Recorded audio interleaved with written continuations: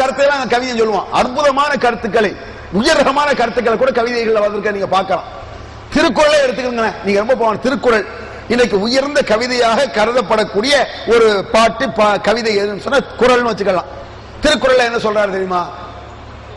பிறவி பெருங்கடல் நீந்துவர் நீந்தார் இறைவனடி சேராதார்னு ஒரு குறள் உண்டு. பிறவி பெருங்கடல் நீந்துவர் நீந்தார் இறைவனடி சேராதார். ஒரு மனிதன் கடவுளை வணங்காட்டி, கடவுள் சொல்லி அவனை வணங்கி அவன் சொல்லி கேட்டு நடக்காட்டி இவன் பிறந்ததால் எந்த பயனும் இல்லைன்னு அர்த்தம். இவன் பிறந்ததால் குர்ஆன்ல இதே கருத்துல ஒரு சட்டர குறை, வமா ஹலக்குல் ஜின்ன வல் இன்ஸ இல்லா லியஅபுதூன், மனிதர்களையும் ஜின்களையும் என்னை வணங்குவதற்காகத்தான் படைத்தேன், இல்லைன்னா அவன் படைக்க வேண்டிய அவசியம் இல்லை அப்படிங்கிற கருத்தை குர்ஆன்ல கூட அல்லாஹ் சொல்லி காட்டுறான். அப்ப இந்த கருத்தை எப்படி சொல்லணும்னா, பிறவி பெருங்கடல் நீந்துவர் நீந்தார் இறைவனடி சேராதார். ஒருவன் பிறந்து கடவுளை கும்பிடாவிட்டால் வணங்காவிட்டால் அவன் பிறந்து எந்த பயனும் இல்லை, கடவுளை தான் வணங்கி ஆகணும் அப்படின்னு அழகா சொல்லிட்டான். இன்னொரு குறள்ல பாருங்க, தெய்வம் தொழாள் கொழுனன் தொழுதொழுவாள் பெய்யன பெய்யுமழை அப்படின்னு ஒரு குறள். ஒரு பொம்பளை கடவுளை தொழாத ஒரு பொம்பளை, தெய்வம் தொழாள், கடவுளை தெய்வத்தை வணங்காத ஒரு பெண் கொழுனன் தொழுதொழுவாள், புருஷனை கும்பிட்டால் புருஷனை தொழுதால் பெய்யன பெய்யுமழை, மழை பெய்ய என்று சொன்னால் பெய்யுமா. அப்ப ஒரு குறளில் கடவுளைத்தான் வணங்க வேண்டும் என்று சொல்லக்கூடிய கவிதை, இன்னொரு குறளில் புருஷனை கடவுளாக்குது. புருஷனை போய் என்ன செய்யுது? இந்த மாதிரி கவிதைகள்ல வந்துரும். இது நீங்க நாவல் பாட்டுல நீங்க எடுக்கலாம், சினிமா பாட்டுல எடுக்கலாம். ஒன்றே குலம் என்று பாடுவோம் ஒருவனை தேவன் என்று போற்றுவோம் ஒரு பாட்டு உண்டு. ஒன்றே குலம் என்று பாடுவோம் ஒரு பாட்டு, ஒருவனை தேவன் என்று போற்றுவோம், ஒரே தெய்வம் அப்படின்னு சொல்லி அந்த பாட்டுல உண்டு.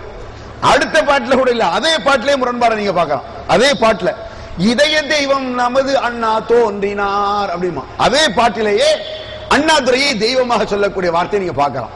இந்த மாதிரி முரண்பாடுகளும் முட்டாள்தனங்களும் கவிதைகளில் இருப்பதால் இந்த முகமதுக்கு நாம் கவிதையை கற்றுக் கொடுக்கவில்லை. குர்ஆன்ல முரண்பாடை பார்க்க முடியாது, முன்னுக்கு பின் முரணை பார்க்க முடியாது. இறை அச்சத்தை பார்க்கலாம், சோனத்தை பற்றிய நற்செய்திகளை பார்க்கலாம், நரகத்தை பற்றிய எச்சரிக்கைகளை பார்க்கலாம்.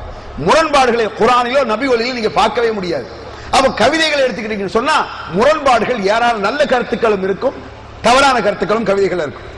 நல்ல கருத்துக்கள் இருக்கும், என்ன இருக்கும்? தவறான மோசமான கருத்துக்கள் இதுல இருக்குங்க, கவிதைகள்ல பாடல்கள் இருக்கும். இதை புரிந்து கொள்வதற்காக சொல்வதுன்னு சொன்னா, நாவல் பாவுடைய பாடலை எடுத்துக்கோங்க. நீங்க நாவல் பாவுடைய பாட்டு அழகான பாடலாம் பாடியிருக்காரு. பள்ளிகள் பல இருந்தும், பள்ளிகள் பல இருந்தும் பாங்கோசை கேட்ட பின்பும் பள்ளி செல்ல மனம் இல்லையோ, படைத்தவன் நினைவில்லையோ, பள்ளி செல்ல மனம் இல்லையோ, படைத்தவன் நினைவில்லையோ. அழகான பாட்டு இது. பள்ளிகள் பல இருந்தும் பாங்கோசை கேட்ட பின்பும், பள்ளிவாசல் இருக்கும் பொழுது ஏன்னா பள்ளிவாசல் போகாம வெளியே இருக்கேன்னு சொல்றாரு, பள்ளிவாசலுக்கு போ அப்படின்னு சொல்ற. நீங்க பள்ளிவாசல்ல போய் தொழுதுட்டு வெளியே வருவீங்க, இன்னொரு பாட்டு படிப்பா, நான் இருப்பா, நீர் எங்கே எங்கே எங்கே ஷாஹுல் மீரானே, உன் வாசல் தேடி வந்தோம் ஐயா ஹோமானே. அவர் வாசலுக்கு என்னடா வேலைன்னு யோசிக்க மாட்டான். பள்ளி வாசலுக்கு போச்சுன்னா ஓகே, வெளியே வரும்போது என்ன, அதாவது ஒரு கருத்தை ஆணித்தரமாக ஒரு இடத்துல சொல்லிவிட்டு அதே கருத்தை ஆணித்தரமாக மறுத்து கொண்டிருப்பான். இதுதான் கவிஞனுடைய வேலை. கண்ணுக்கு மையழகு கவிதைக்கு பொய்யழகுன்னு வைரமுத்தை சொல்லியிருக்காரு கவிதை. கண்ணுக்கு மையழகு கவிதைக்கு பொய்யழகு, பொய்யிலே பிறந்து பொய்யிலே வளர்ந்த புலவர் பெருமானே, கண்ணதாசன் பழைய பாட்டு. பொய்யிலே பிறந்து பொய்யிலே வளர்ந்த புலவர் பெருமானே ஒரு பாட்டு உண்டு. அப்ப அந்த கவிஞர்களை நாங்கள் பொய் புரட்டர்கள் ஒத்துக்கிறோம். அந்த கவிஞர்கள் இது தமிழ்ல மட்டும் இல்ல, எல்லா மொழியிலையும் கவிஞர்களை நிலை அதுதான். பொய் புரட்டுகள் நிறைய இருக்கும், முட்டாள்தனங்கள் இருக்கும். முட்டாள்தனத்துக்கு சாம்பிள் பாருங்க. உதாரணமா நீ யானபி சலாம் அலைக்கும் படிக்கல, யானபி சலாம் அலைக்கும் அதுல வரும், மன்றாவஜ்ஹக யஸ்அத் யா கரீமல் வாலிதைனி ஹௌலுக ஸஃபில் முபரக் விர்துனா யௌமன் நுஷூர். பாலும் பழமும் கைகளில் ஏந்தி ஒரு பாட்டு படிப்பானே, நிறைய பாட்டு வரும். மன்றாவஜ்ஹக யஸ்அத் யா கரீமல் வாலிதைனி ஹௌலுக ஸஃபில் முபரக் விர்துனா யௌமன் நுஷூர். ரோஜா மலரே ராஜகுமார்னு ஒரு பாட்டு உண்டு. அப்படி இப்போ ஒரு பாட்டு படிக்கிறா, ஒரு பாட்டு படிக்கான், யான பீஸ லமு அலைக்கும் யாரோ யாரோடி உன்னோட புருஷன் ஒரு அதோட எடுக்கலாம் இப்படி பாட்டு வந்துருங்க. ரொம்ப கூத்து. இதுல சொல்றான் மன்றா வஜஹக யசாத், முட்டாள்தனம் சொல்றான். முட்டாளுக்கு சாம்பிள் என்ன சொல்றானா, நீங்க இதை புகழ்ன்னு நினைக்கிறீங்க, யோசிச்சு பாத்தீங்கன்னா ஒன்னா நம்பர் மடத்தனங்கிற விளங்கிக்கலாம். பாருங்க, மன்றா வஜஹக யசாத், இந்த ஒரு வார்த்தை போதும் முட்டாள்தனத்துக்கு. அதாவது யா நபி ஸல்லல்லாஹு அலைஹி வருது. இந்த யா நபி ஸல்லல்லாஹு அலைஹி என்னது, மௌலிதுலயே ரொம்ப ஏதாவது வீட்டுல கல்யாணம் கூட எதுவும் ஓதுவாங்க. ஏன்னா அதே மாதிரி இந்த யா நபி ஸல்லல்லாஹு அலைஹி 3 தடவை ஓதுற வீடுலாம் உண்டு. எஞ்சினு ஓதுவாங்க, ரொம்ப பக்தி பரவசத்தோட ஓதுவான். முட்டாள்தனம் ரொம்ப நிரம்பி கிடக்கு. சாம்பிளுக்கு ஒண்ணு, நபி மீது ஸலவாத் சலாம் சொல்லியாச்சு. அந்த சலாம் சொல்ற மெத்தட் தப்பும் கூட, அதை விளங்கிடுங்க.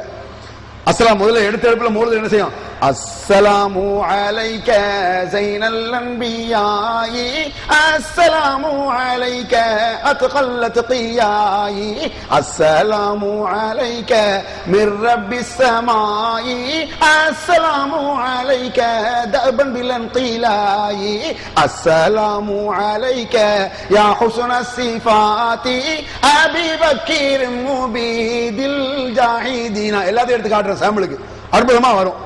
இதே தப்பு முதல்ல. ரசூலுல்லாஹ் மீது ஸலவாத்து சொல்வது என்பது வேறு. இதை சொன்னோட சொல்லுவாங்க, பார்த்தீர்களா ரசூலுல்லாஹ்வை புகழக்கூடாது என்கிறார்கள். யார் சொன்னது புகழக்கூடாது? புகழக்கூடாதுன்னு சொல்லல. ரசூலுல்லாஹ்வை புகழ்வது என்றால் நபி அவர்கள் காட்டி தந்த முறைப்படி புகழ்ன்னு சொல்றோம். இது ரசூலுல்லாஹ் காட்டி தந்த முறையா இப்படி புகழ்றது? ஸலவாத்து சொல்ற ரசூலுல்லாஹ் மீது அல்லாஹும்ம ஸல்லி அலா முஹம்மதின் வ அலா ஆலி முஹம்மதின் கமா ஸல்லைத அலா இப்ராஹீம வ அலா ஆலி இப்ராஹீம் இன்னக ஹமீதும் மஜீத். அல்லாஹும்ம பாரிக் அலா முஹம்மதின் வ அலா ஆலி முஹம்மதின் கமா பாரக்த அலா இப்ராஹீம வ அலா ஆலி இப்ராஹீம் இன்னக ஹமீதும் மஜீத். இத சொல்லு. ஒரு முறை என்ன, ஒரு 1000 முறை சொல்லு, லட்சம் சொல்லு. இப்படி ஸலவாத்து சொல்வதன் மூலமாக அல்லாஹ்வுடைய கிருபை நமக்கு கிடைக்குது. ஃபகத் ஸல்லல்லாஹு அலைஹி வஸல்லம் ரசூல் ஸல்லல்லாஹு அலைஹி வஸல்லம்.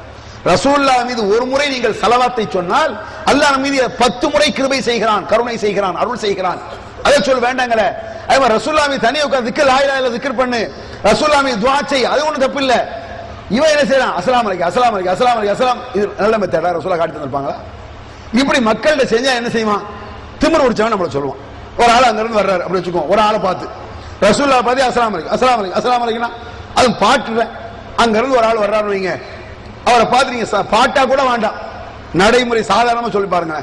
அங்க இருந்து வர்றாரு, அஸ்ஸலாமு அலைக்கும் இப்ராஹிம் அஸ்ஸலாமு அலைக்கும் அப்படிங்கிறான்னு வச்சுக்கோ, வலைக்கும் சலாம் அப்படின்னா இது யதார்த்தம், கரெக்டா நடக்குது.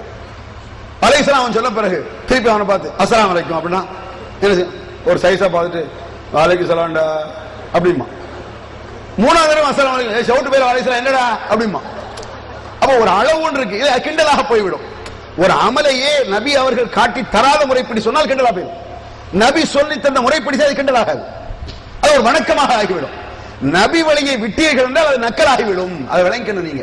அப்ப இந்த மாதிரி அஸ்ஸலாமு அலைக்கும் அஸ்ஸலாமு அலைக்கும் அஸ்ஸலாமு சொல்றது, இதுல யா நபி ஸலாம் அலைக்கும் அதுதான் வருது, நபி மீது சலாம் உண்டு ஆட்மா இப்படிலாம் வருது. இதே விட 40 ரூபாய் பாட்டு எவ்வளவு தேவையில்லை, நான் அப்புறம் சொல்றேன். அதுல மன்றா வஜஹக யஸாத்னு சொல்வான். இது புகழ்ச்சின்னு அவன் நினைச்சுக்கிறான், நினைச்சிட்டு சொல்றாங்க மூழ்கு வராங்க. நபியே உங்களுடைய முகத்தை எவன் பார்த்து விட்டானோ, அந்த மூழ்கு அதுக்கு அர்த்தம் மன்றா வஜஹக, உங்கள் முகத்தை ஒருவன் பார்த்து விட்டால் யஸாத், அவன் சீதேவி ஆகி விடுவான், நல்லவன் ஆகிடுவான். ரசூலுல்லாஹ் முகத்தை பார்த்தா நல்லவனா முடியுமா?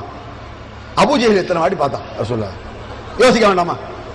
1000 வாட்டி பார்த்தானடா. ரசூலுல்லாஹ் முகத்தை பார்த்தா நல்லவன் ஆக முடியுமா, சீதேவி ஆக முடியுமா? 1 நம்பர் மூதேவி அபூஜஹல் தான்.